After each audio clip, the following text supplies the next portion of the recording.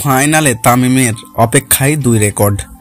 বয়স আর ইনজুরি কোনো বাধাতেই আটকালেন না তামিম ইকবাল। দেশীয় ক্রিকেটের উজ্জ্বল এই তারকা আরও একবার হাজির বিপিএল এর ফাইনাল মঞ্চে। বাংলাদেশি ব্যাটারদের মধ্যে সর্বোচ্চ রান, বিপিএল এ সর্বোচ্চ রান সহ প্রায় অনেক রেকর্ডই নিজের করে রেখেছেন চট্টগ্রামের এই ওপেনার। বিপিএল এর ফাইনালে তামিমের সামনে হাতছানি দিচ্ছে 2 রেকর্ড। 2012 সালে শুরু হওয়া বিপিএল এর প্রথম আসর থেকে নিয়মিত খেলছেন তামিম। 10 আসরে 8টি ভিন্ন ভিন্ন ফ্র্যাঞ্চাইজির হয়ে খেলার অভিজ্ঞতা তার হয়েছে। এরই মধ্যে বাংলাদেশের প্রথম ব্যাটার হিসেবে বিপিএল এ 2 সেঞ্চুরি কীর্তি তিনি গড়ে ফেলেছেন।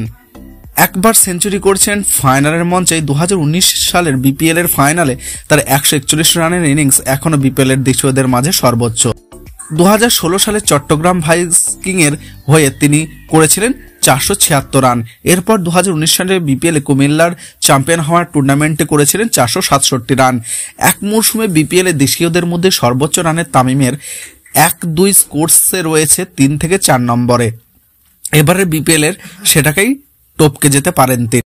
ফরচুন রবিশালের হয়ে 14 ম্যাচ খেলে এখনো পর্যন্ত তিনি করেছেন 453 রান। ফাইনালে মাত্র 28 রান করলে 24 রান করলে নিজের 8 বছরে পুরনো রেকর্ড ভাঙবেন তামিম। এই রেকর্ডটা নিজের ব্যক্তিগত হলেও পরের রেকর্ডটা তোলপাড় ফেলতে পারেন পুরো বিপিএল এর। তামিমের সামনে আছে বিপিএল স্থানীয়দের ব্যাটারদের মধ্যে এক মৌসুমে সর্বোচ্চ রান করার সুযোগ। সেজন্যই ফাইনালে তামিমকে করতে হবে 64 রান। 516 রান করে এক মৌসুমে বাংলাদেশের ব্যাটারদের মধ্যে সর্বোচ্চ রানের রেকর্ড নাজবুল হোসেন শান্তর।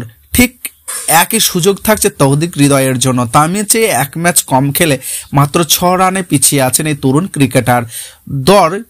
এবার খেলছেন কুমিল্লা ভিক্টোরিয়ার হয়ে। 13 ম্যাচে 447 রান করে ইতিমধ্যে হইচই ফেলে দিয়েছেন তিনি।